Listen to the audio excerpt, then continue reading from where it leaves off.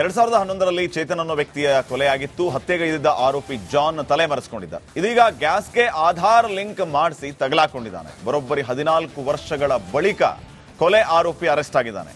ಜಾನ್ಗಾಗಿ ಹುಡುಕ್ತಾ ಇದ್ದಂತ ಆರ್ಟಿ ನಗರ ಪೊಲೀಸರು ಆರೋಪಿಯನ್ನ ವಶಕ್ಕೆ ಪಡೆದಿದ್ದಾರೆ. ಈ ಸಂದರ್ಭದಲ್ಲಿ ಜಾನ್ ಹಳೆ ದ್ವೇಷಕ್ಕೆ ಚೇತನ್ನ ಕೊಲೆ ಮಾಡಿದ್ದಾಗಿ ತಪ್ಪನ್ನ ಒಪ್ಪಿಕೊಂಡಿದ್ದಾನೆ. 1.5 ವರ್ಷಗಳ ಹಿಂದೆ ಉಡುಪಿ ನಗರದ ಕರಾವಳಿ ಜಂಕ್ಷನ್ ಬಳಿ ಕೊಲೆ ನಡೆದಿತ್ತು. ಈ ಪ್ರಕರಣಕ್ಕೆ ಸಂಬಂಧಪಟ್ಟಂತೆ ಕೊನೆಗೂ 3 ಆರೋಪಿಗಳನ್ನು ಬಂಧಿಸುವಲ್ಲಿ ಪೊಲೀಸರು ಯಶಸ್ವಿಯಾಗಿದ್ದಾರೆ. 2023 ಅಕ್ಟೋಬರ್ 16ನೇ ತಾರೀಕು ಕರಾವಳಿ ಜಂಕ್ಷನ್ ಬಳಿ ಕಿತ್ತೂರು ಸಿದ್ದಪ್ಪ, ಶಿವನಪ್ಪ, ಹುಬ್ಬಳ್ಳಿ ಅನ್ನೋರನ್ನ ಅಪರಿಚಿತರು ಕೊಲೆ ಮಾಡಿದ್ರು. ಈ ಬಗ್ಗೆ ಉಡುಪಿ ನಗರ ಠಾಣೆಯಲ್ಲಿ ಪ್ರಕರಣ ದಾಖಲಾಗಿತ್ತು. ಕೊಪ್ಪಳ ಜಿಲ್ಲೆಯ ಬಿಳಿಕಲ್ ನಿವಾಸಿ ಕನಕಪ್ಪ, ಹನುಮಂತ, ರೌಡಿ ಯಮನಪ್ಪ, ಜಿಡಿ, ರೊಡ್ಡ ಯಮನವರಪ್ಪ ಅನ್ನೋ 3 ಆರೋಪಿಗಳನ್ನು ಬಂಧಿಸಿ ನ್ಯಾಯಾಲಯಕ್ಕೆ ಹಾಜರುಪಡಿಸಲಾಗಿದೆ.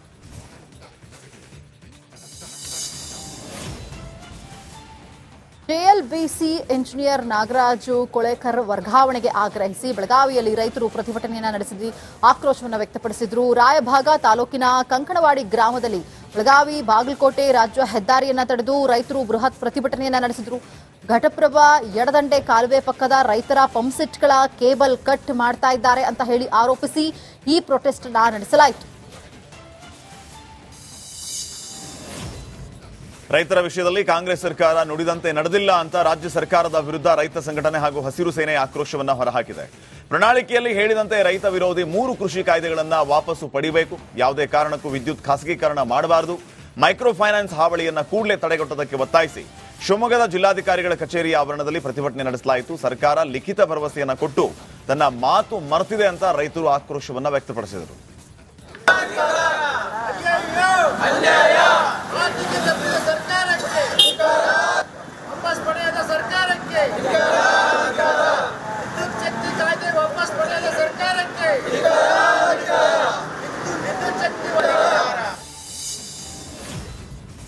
ಖೋಖೋ ವಿಶ್ವಕಪ್ನಲ್ಲಿ ಗೆದ್ದು ಬಂದಂತಹ ಕ್ರೀಡಾಪಟುಗಳಿಗೆ ಸರಿಯಾಗಿ ಗೌರವ ಸಿಕ್ಕಿಲ್ಲ ಅನ್ನೋ ಆರೋಪ ಕೇಳಿಬಂದಿದೆ. ತುಮಕೂರು ಜಿಲ್ಲಾ ಖೋಖೋ ಮಂಡಳಿ ಸರ್ಕಾರದ ವಿರುದ್ಧ ಆಕ್ರೋಶವನ್ನು ವ್ಯಕ್ತಪಡಿಸಿದೆ. ಖೋಖೋ ಸಂಸ್ಥೆ ರಾಜ್ಯಾಧ್ಯಕ್ಷ ನಿವೃತ್ತ ಎಸಿಪಿ ಲೋಕೇಶ್ವರ್ ನೇತೃತ್ವದಲ್ಲಿ ಈ ಪ್ರತಿಭಟನೆ ನಡೆಸಲಾಯಿತು. ವಿಶ್ವಕಪ್ ವಿಜೇತ ಕ್ರೀಡಾಪಟುಗಳಿಗೆ ಎ ಗ್ರೇಡ್ ಮತ್ತು ಬಿ ಗ್ರೇಡ್ ಸರ್ಕಾರಿ ಹುದ್ದೆಗಳನ್ನು ನೀಡಬೇಕು, ಹಾಗೆ 5 ಲಕ್ಷ ರೂಪಾಯಿ ಬಹುಮಾನವನ್ನ ವಾಪಸ್ ಪಡೆದು ತಲಾ 50 ಲಕ್ಷ ಕೊಡುವಂತೆ ಒತ್ತಾಯಿಸಿದರು.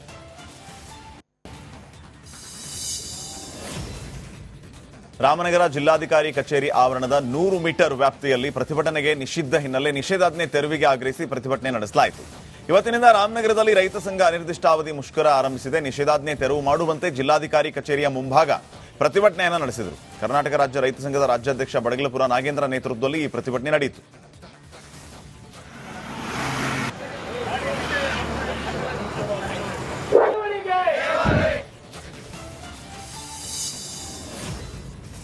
ಬೇಡಿಕೆಗಳ ಈಡೇರಿಕೆಗಾಗಿ ಗ್ರಾಮ ಆಡಳಿತಾಧಿಕಾರಿಗಳು ಉತ್ತರ ಕನ್ನಡದಲ್ಲಿ ಧರಣಿ ನಡೆಸಿ ಆಕ್ರೋಶವನ್ನು ವ್ಯಕ್ತಪಡಿಸಿದರು. ಉತ್ತರ ಕನ್ನಡದ ಕಾರವಾರ ತಹಸೀಲ್ದಾರ್ ಕಚೇರಿ ಎದುರು ಗ್ರಾಮ ಸಹಾಯಕರು ಹೀಗೆ ಧರಣಿಯನ್ನು ನಡೆಸಿದರು. ಮೂಲಭೂತ ಸೌಕರ್ಯಗಳನ್ನು ಒದಗಿಸುವುದಕ್ಕೆ ಆಗ್ರಹಿಸಿ ಕೈಗೆ ಕಪ್ಪು ಪಟ್ಟಿ ಧರಿಸಿ ಪ್ರೊಟೆಸ್ಟ್ ನಡೆಸಲಾಯಿತು. ಇನ್ನು ಕಂದಾಯ ಇಲಾಖೆಯ ವರ್ಗಾವಣೆಯಲ್ಲಿ ವಿಶೇಷ ಮಾರ್ಗಸೂಚಿ ರಚಿಸುವುದಕ್ಕೆ ಪ್ರತಿಭಟನಾಕಾರರು ಒತ್ತಾಯಿಸಿದರು.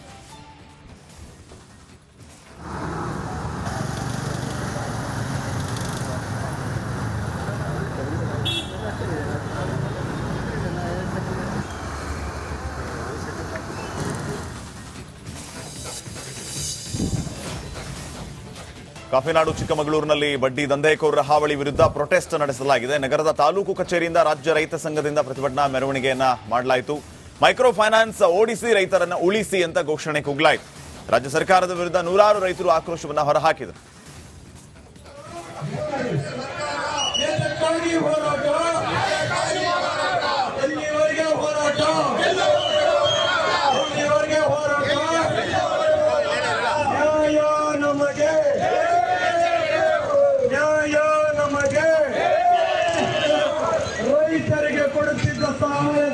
ಕಡಿಮೆ ಮಾಡಿರುವ ಕೇಂದ್ರ ಸರ್ಕಾರಕ್ಕೆ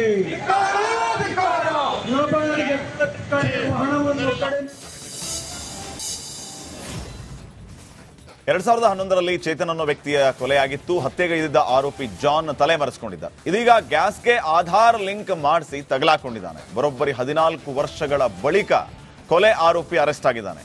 ಜಾನ್ಗಾಗಿ ಹುಡುಕ್ತಾ ಇದ್ದಂತ ಆರ್ಟಿ ನಗರ ಪೊಲೀಸರು ಆರೋಪಿಯನ್ನ ವಶಕ್ಕೆ ಪಡೆದಿದ್ದಾರೆ. ಈ ಸಂದರ್ಭದಲ್ಲಿ ಜಾನ್ ಹಳೆ ದ್ವೇಷಕ್ಕೆ ಚೇತನ್ನ ಕೊಲೆ ಮಾಡಿದ್ದಾಗಿ ತಪ್ಪನ್ನ ಒಪ್ಪಿಕೊಂಡಿದ್ದಾನೆ. 1.5 ವರ್ಷಗಳ ಹಿಂದೆ ಉಡುಪಿ ನಗರದ ಕರಾವಳಿ ಜಂಕ್ಷನ್ ಬಳಿ ಕೊಲೆ ನಡೆದಿತ್ತು. ಈ ಪ್ರಕರಣಕ್ಕೆ ಸಂಬಂಧಪಟ್ಟಂತೆ ಕೊನೆಗೂ 3 ಆರೋಪಿಗಳನ್ನು ಬಂಧಿಸುವಲ್ಲಿ ಪೊಲೀಸರು ಯಶಸ್ವಿಯಾಗಿದ್ದಾರೆ. 2023 ಅಕ್ಟೋಬರ್ 16ನೇ ತಾರೀಕು ಕರಾವಳಿ ಜಂಕ್ಷನ್ ಬಳಿ ಕಿತ್ತೂರು ಸಿದ್ದಪ್ಪ, ಶಿವನಪ್ಪ, ಹುಬ್ಬಳ್ಳಿ ಅನ್ನೋರನ್ನ ಅಪರಿಚಿತರು ಕೊಲೆ ಮಾಡಿದ್ರು. ಈ ಬಗ್ಗೆ ಉಡುಪಿ ನಗರ ಠಾಣೆಯಲ್ಲಿ ಪ್ರಕರಣ ದಾಖಲಾಗಿತ್ತು. ಕೊಪ್ಪಳ ಜಿಲ್ಲೆಯ ಬಿಳಿಕಲ್ ನಿವಾಸಿ ಕನಕಪ್ಪ, ಹನುಮಂತ, ರೂಢಿ, ಯಮನಪ್ಪ, ಜಿಡಿ, ರೊಡ್ಡ, ಯಮನವರಪ್ಪ ಅನ್ನೋ 3 ಆರೋಪಿಗಳನ್ನು ಬಂಧಿಸಿ ನ್ಯಾಯಾಲಯಕ್ಕೆ ಹಾಜರುಪಡಿಸಲಾಗಿದೆ.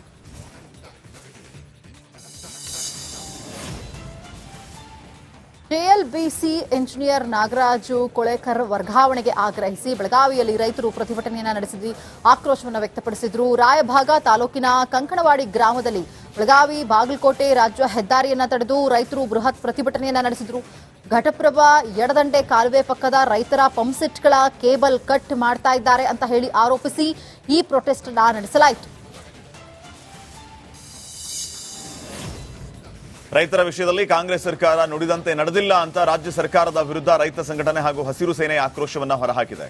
ಪ್ರಣಾಳಿಕೆಯಲ್ಲಿ ಹೇಳಿದಂತೆ ರೈತ ವಿರೋಧಿ 3 ಕೃಷಿ ಕಾಯ್ದೆಗಳನ್ನ ವಾಪಸ್ಸು ಪಡೆಯಬೇಕು, ಯಾವುದೇ ಕಾರಣಕ್ಕೂ ವಿದ್ಯುತ್ ಖಾಸಗೀಕರಣ ಮಾಡಬಾರದು, ಮೈಕ್ರೋ ಫೈನಾನ್ಸ್ ಹಾವಳಿಯನ್ನ ಕೂಡಲೇ ತಡೆಗಟ್ಟುವುದಕ್ಕೆ ಒತ್ತಾಯಿಸಿ ಶಿವಮೊಗ್ಗದ ಜಿಲ್ಲಾಧಿಕಾರಿಗಳ ಕಚೇರಿಯ ಆವರಣದಲ್ಲಿ ಪ್ರತಿಭಟನೆ ನಡೆಸಲಾಯಿತು. ಸರ್ಕಾರ ಲಿಖಿತ ಭರವಸೆಯನ್ನ ಕೊಟ್ಟು ತನ್ನ ಮಾತು ಮರೆತಿದೆ ಅಂತ ರೈತರು ಆಕ್ರೋಶವನ್ನ ವ್ಯಕ್ತಪಡಿಸಿದರು.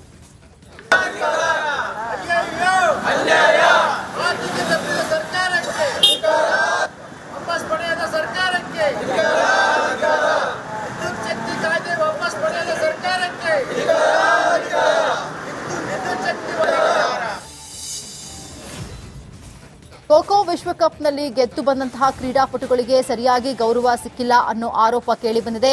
ತುಮಕೂರು ಜಿಲ್ಲಾ ಖೋಖೋ ಮಂಡಳಿ ಸರ್ಕಾರದ ವಿರುದ್ಧ ಆಕ್ರೋಶವನ್ನು ವ್ಯಕ್ತಪಡಿಸಿದೆ.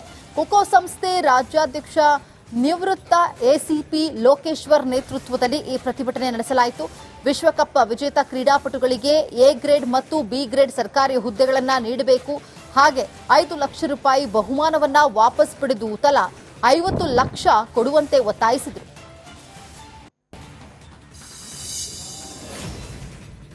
ರಾಮನಗರ ಜಿಲ್ಲಾಧಿಕಾರಿ ಕಚೇರಿ ಆವರಣದ 100 ಮೀಟರ್ ವ್ಯಾಪ್ತಿಯಲ್ಲಿ ಪ್ರತಿಭಟನೆಗೆ ನಿಷಿದ್ಧ ಹಿನ್ನೆಲೆ ನಿಷೇಧಾಜ್ಞೆ ತೆರವಿಗೆ ಆಗ್ರಹಿಸಿ ಪ್ರತಿಭಟನೆ ನಡೆಸಲಾಯಿತು. ಇವತ್ತಿನಿಂದ ರಾಮನಗರದಲ್ಲಿ ರೈತ ಸಂಘ ಅನಿರ್ದಿಷ್ಟಾವಧಿ ಮುಷ್ಕರ ಆರಂಭಿಸಿದೆ. ನಿಷೇಧಾಜ್ಞೆ ತೆರವು ಮಾಡುವಂತೆ ಜಿಲ್ಲಾಧಿಕಾರಿ ಕಚೇರಿಯ ಮುಂಭಾಗ ಪ್ರತಿಭಟನೆಯನ್ನು ನಡೆಸಿದರು. ಕರ್ನಾಟಕ ರಾಜ್ಯ ರೈತ ಸಂಘದ ರಾಜ್ಯಾಧ್ಯಕ್ಷ ಬಡಗಲಪುರ ನಾಗೇಂದ್ರ ನೇತೃತ್ವದಲ್ಲಿ ಈ ಪ್ರತಿಭಟನೆ ನಡೆಯಿತು.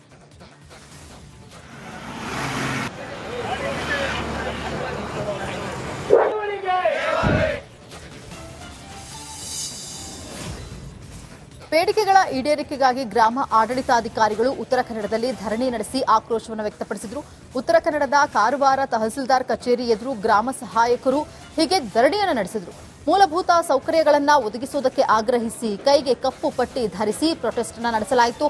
ಇನ್ನು ಕಂದಾಯ ಇಲಾಖೆಯ ವರ್ಗಾವಣೆಯಲ್ಲಿ ವಿಶೇಷ ಮಾರ್ಗಸೂಚಿ ರಚಿಸುವುದಕ್ಕೆ ಪ್ರತಿಭಟನಾಕಾರರು ಒತ್ತಾಯಿಸಿದರು.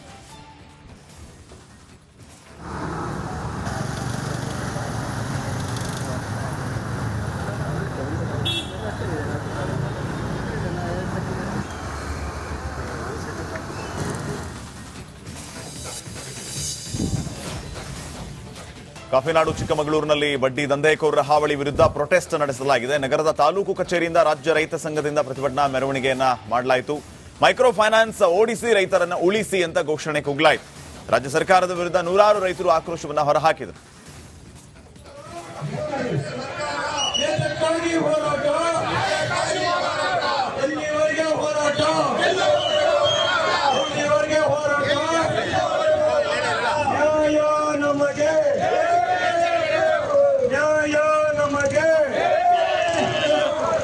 ರೈತರಿಗೆ ಕೊಡುತ್ತಿದ್ದ ಸಹಾಯವನ್ನು ಕಡಿಮೆ ಮಾಡಿರುವ ಕೇಂದ್ರ ಸರ್ಕಾರಕ್ಕೆ